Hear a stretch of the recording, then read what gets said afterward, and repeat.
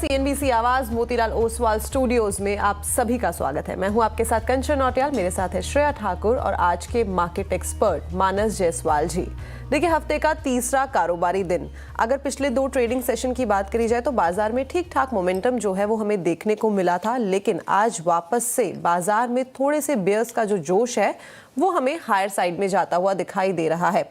IT काफी time से बज में बना हुआ है ड्यू टू एआई और आज भी वही बज कायम है। उसके चलते जो हमें एक तेजी देखने को मिली थी रिसेंट पास्ट में, वो अब मंदी में तब्दील होती हुई दिखाई दे रही है। निफ्टी आईटी में एक गिरावट जो है आज देखने को मिल रही है। इनफैक्ट जो बाकी के शेयर स्टॉक स्पेसिफिक एक्शन है वो भी हमें बेयरिश साइड में ही जाता हुआ दिखाई दे रहा है। But on the flip side banking में अच्छी खासी तेजी देखने को मिल रही है। पीएसयू बैंक यहाँ पे अच्छा कामकाज करते हुए दिखाई दे रहे हैं। फाइनेंशियल सर्विसेज, एफएमसीजी में रौनक है due to cigarette price hike और ऑन एन एवरेज 50-50 का रेशियो सेक्टर स्पेसिफिक आज बाजार में हमें देखने को मिल रहा है।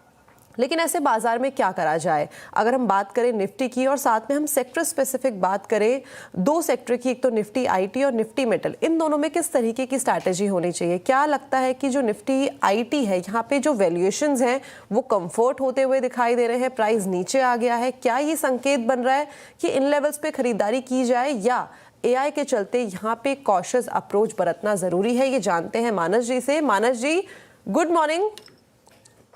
गुड मॉर्निंग कंचन जी। जी मानस जी, बाजार के मूड माहौल के साथ स्पेसिफिकली अगर मैं सेक्टर की बात करूं निफ्टी आईटी, तो लोगों के मन में सवाल है कि आईटी जिसका एक काफी बड़ा तबका है हमारे ही पूरे के पूरे मार्केट में, काफी हैवी वेटेज लेके चलता है, इस सेक्टर में हमने देखा है कि काफी गिरावट आ गई है। क्या ये सही मौका है? वैल्यूएशन भी कंफर्ट हो गए कि यहाँ से अब खरीदारी करना चालू किया जाए या अभी भी कॉशियस रहने की जरूरत है? तो देखिए, टेक्निकली बात करें तो डेफिनेटली निफ्टी आईटी इंडेक्स का जो स्ट्रक्चर है वो काफी निगेटिव है। डेली चार्ट पे लोअर टॉप लोअर बॉटम बन रहे हैं। वीकली चार्ट पे अगर आप देखेंगे तो वीकली चार्ट पे 200 वीक मूविंग एवरेज के नीचे ट्रेड कर रहा है और मंथली चार्ट पे अगर आप एक लाइन चार्ट लगा लेंगे तो वहां पर हेड एंड शोल्डर पैटर्न का ब्रेकडाउन है। इसलिए मेरा समझना है कि आईटी क्षेत्र से दूर रहना ही बेहतर रहेगा। ऐसा हो सकता है कि एक बड़ी गिरावट थी तो बाउंस बैक देखने को मिले, लेकिन हायर लेवल पे 34,000 34,500 के ऊपर सस्टेन होना शायद मुश्किल होगा। मेरा समझना है कि अगर आईटी में आपको खरीदारी करनी है तो कंफर्मेशन पे करनी है। जब रिवर्सल का कंफर्मेशन मिले और आईटी इंडेक्स 35,500 के ऊपर निकले तो ही आपको आईटी स्टॉक्स में एंट्री करनी है, अदरवाइज आपको आईटी स्टॉक से दूर ही रहना बेहतर रहेगा।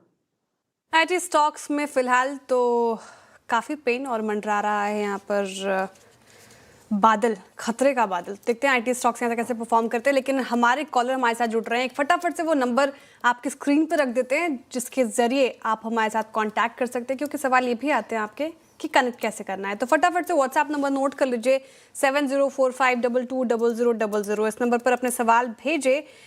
इसके अलावा आप हमें सोशल मीडिया प्लेटफॉर्म्स पर भी टैग करके क्वेश्चन पूछ सकते हैं। साथ ही कंचन नौटियाल और श्रेया ठाकुर को भी अटैक करके आप क्वेश्चन पूछ सकते हैं। चलिए अब देखते हैं कि सबसे पहला कॉलर हमारे साथ कहाँ से जुड़ रहे हैं। राव गारू जी जुड़ रहे हैं हैदराबाद से। राव जी नमस्कार, गुड मॉर्निंग। गुड मॉर्निंग जी, सवाल आपका? I have holding Tata Elxsi shares since 5 years at the rate of 5,800 and odd. Can I hold it or sell it?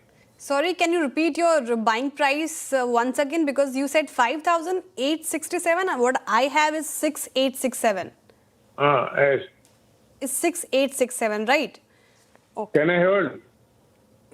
Got it, Rao sir. चलिए, अब क्योंकि सीएनबीसी आवाज़ हिंदी चैनल है तो उत्तर आपको sir Hindi में ही मिलेगा। I hope it's comfortable for you.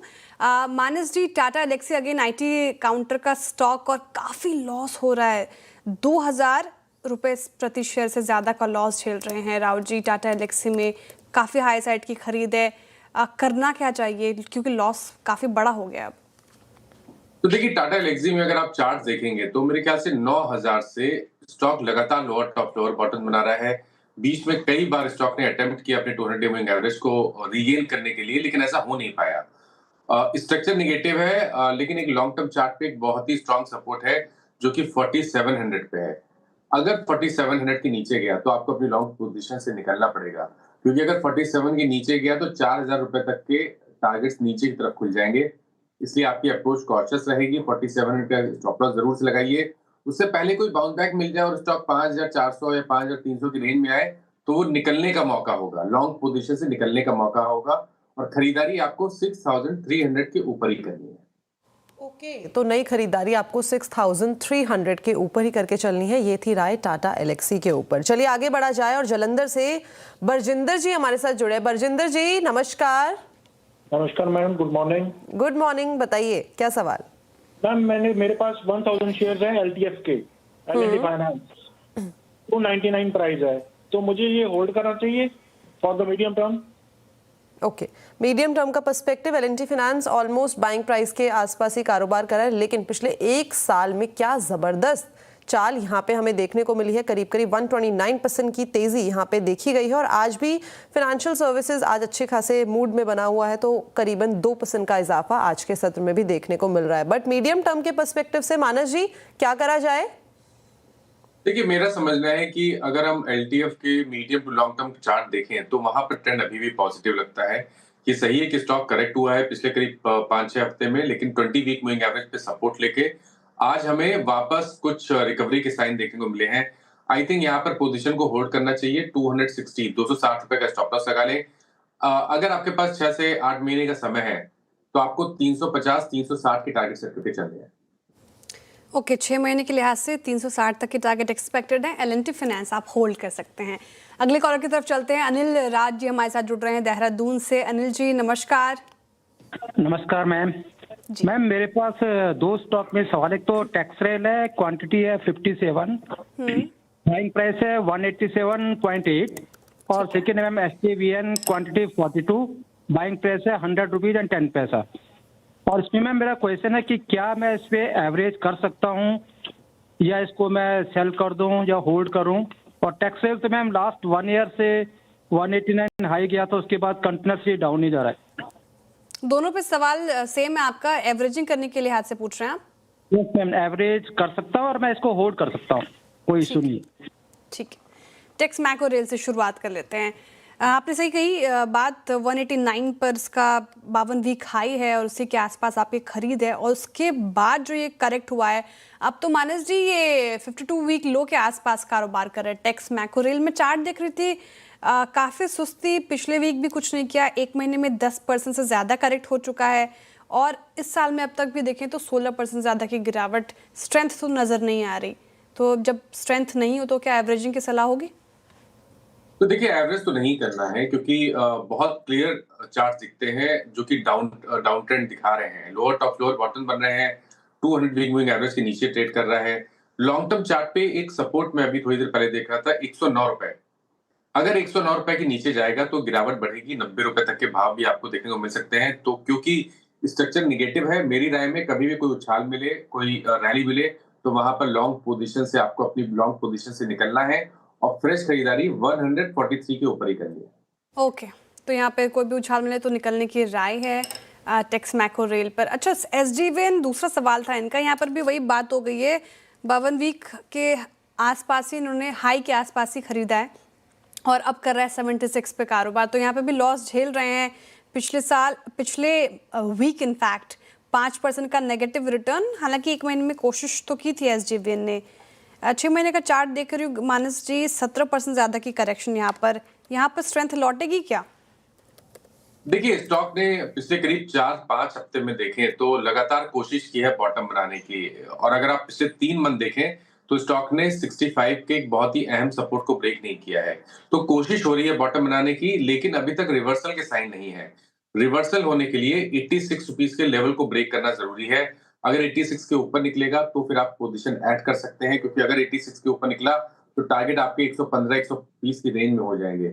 अभी के लिए पोजीशन को होल्ड करें, क्योंकि वीकली चार्ट पे अगर आप देखेंगे तो वहां पर RSI पे पॉजिटिव डाइवर्जन दिखता है, इसलिए अपनी पोजीशन को होल्ड करें 65 रुपीस के स्टॉप लॉस के साथ। ओके, तो ये थी राय SJVN के ऊपर। चलिए आगे बढ़ा जाए और अगले दर्शक अगेन चंडीगढ़ से हमारे साथ जुड़े हैं कृष्ण जी। कृष्ण जी नमस्कार। नमस्कार, good morning. Good morning Manas ji. Actually, I have 2 queries.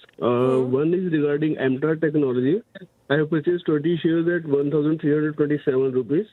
Okay. And in case of Oswald Pump, I was allotted IPO, and then I have further averaged down, but still rate is very low.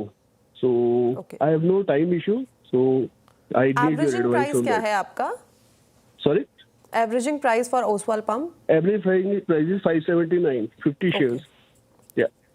ठीक है, शुरुआत करते हैं एमटार take के साथ और शानदार इजाफा इसने पिछले एक साल में 1 गुना नहीं बल्कि 2 गुना रिटर्न यहाँ पे आते हुए दिखाई दिए हैं। क्या करा जाए मानस जी, अच्छा खासा प्रॉफिट यहाँ पे हमें देखने को मिल गया है, अच्छी खासी जो पोर्टफोलियो की हालत है वो हो गई होगी। पर्टिकुलर स्टॉक की बात करी जाए तो 1327 की बाइंग है और 3700 के आसपास ये कारोबार कर रहा है, क्या करा जाए? देखिए, पहला काम करना है कि अपने प्रॉफिट को प्रोटेक्ट करने के लिए एक स्टॉप लॉस डिसाइड करना है, जो कि मेरे हिसाब से टेक्निकली 3190 रहेगा। 3190 के स्टॉप लॉस से पोजीशन को आप होल्ड कर सकते हैं। ट्रेंड अभी भी पॉजिटिव है और मेरा समझना है कि शायद आने वाले 6 महीने में आपको 4700 4800 तक के भाव भी देखने को मिल सकते हैं। तो यहाँ पर बने रहिए, लेकिन स्टॉप लॉस जरूर से लगाइए 3190 का। ओके, एमटार टेक में स्टॉप लॉस आपको 3190 का ज़रूर लगाना है। दूसरा सवाल इनका ओसवाल पंप के ऊपर है। आईपीओ के टाइम पे लिया था, एवरेजिंग करते करते 579 पे आ गए हैं, वहाँ से काफ़ी ब्रेकडाउन यहाँ पे हमें देखने को मिला है। यहाँ क्या करा जाए? देखिए, मीडियम टू लॉन्ग टर्म का व्यू देना मुश्किल है, चार्ज बहुत ज्यादा नहीं है, लेकिन ट्रेंड की बात करें तो ट्रेंड अभी भी नेगेटिव लगता है और ये ट्रेंड तब तक नेगेटिव बना रहेगा जब तक स्टॉक 450 के लेवल को ब्रेक करके उसके ऊपर सस्टेन करना शुरू नहीं करेगा। इसलिए आप बिल्कुल ध्यान रखें, कभी भी कोई उछाल मिले तो लॉन्ग पोजीशन से निकलने की कोशिश करनी है, क्योंकि नहीं तो इस तरह तो लोअर टॉप लोअर बॉटम बन रहा है, इसलिए लॉस बढ़ता चला जाएगा, तो उससे कोई फायदा नहीं है। बाउंस बैक मिले तो 434 450 की रेंज में लॉन्ग पोजीशन से निकले और खरीदारी करने के लिए वेट करेंगे। अगर 450 475 के ऊपर सस्टेन करेगा, ट्रेड करना शुरू करे, करीब 3-4 दिनों का टाइम निकाल ले, तो ही यहाँ पर खरीदारी करें, उससे पहले खरीदारी नहीं करनी चाहिए। ओके, राय हो गई ओसवाल पंप्स, साथ ही दूसरे वाले स्टॉक पर भी। दूसरा स्टॉक क्या था कंचन? एक तो था एमटार टेक और ओसवाल पंप्स। तो ये बात हो गई इन दोनों स्टॉक्स के ऊपर। चलिए अब आगे बढ़ते हैं और हमारे साथ जुड़ रहे हैं विलास जी छत्रपति जी से। विलास जी नमस्कार, गुड मॉर्निंग। गुड मॉर्निंग जी, सवाल आपका?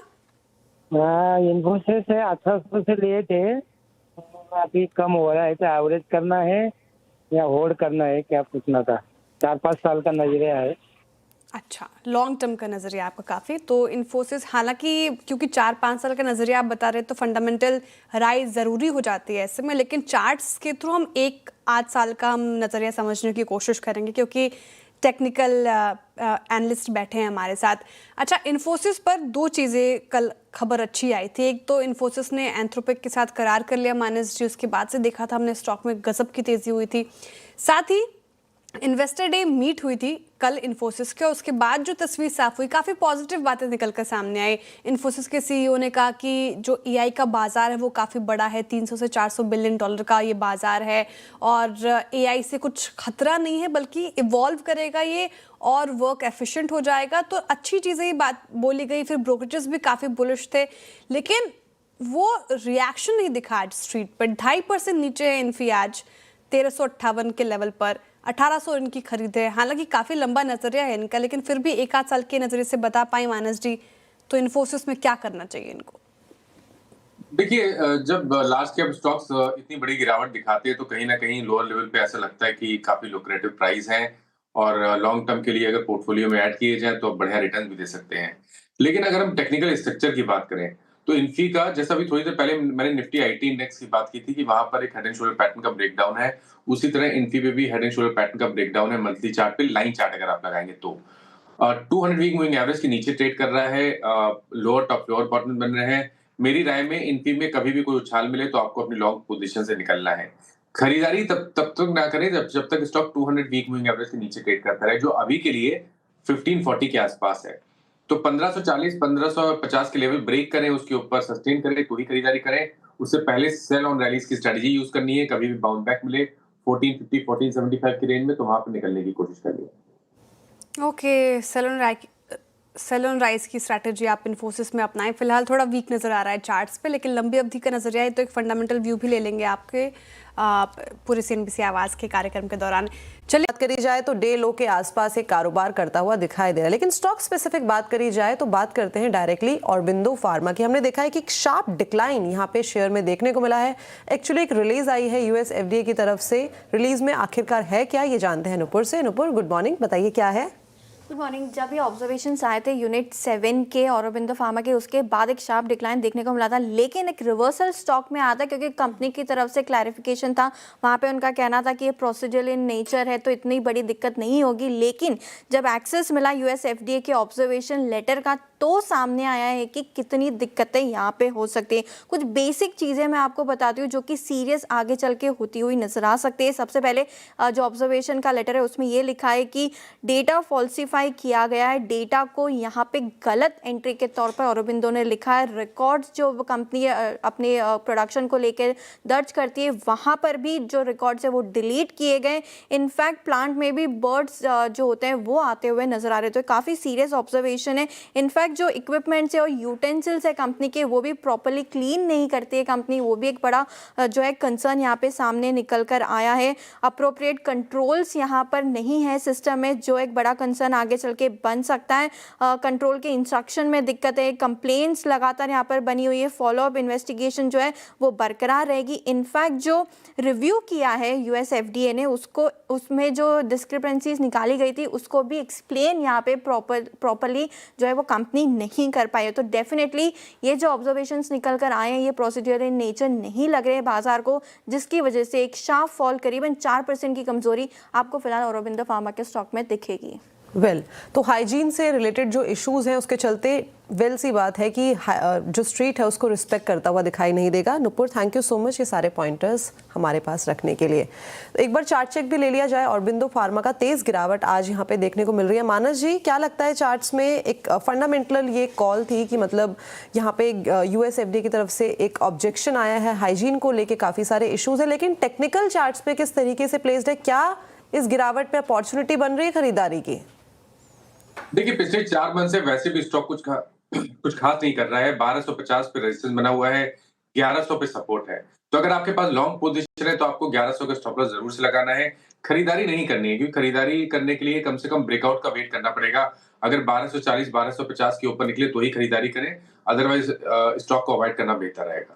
ओके, तो इस टाइम पे सर्टेन लेवल्स उनको ध्यान पे रखा जाए, नहीं तो खरीदारी करना इस टाइम पे सलाह नहीं है।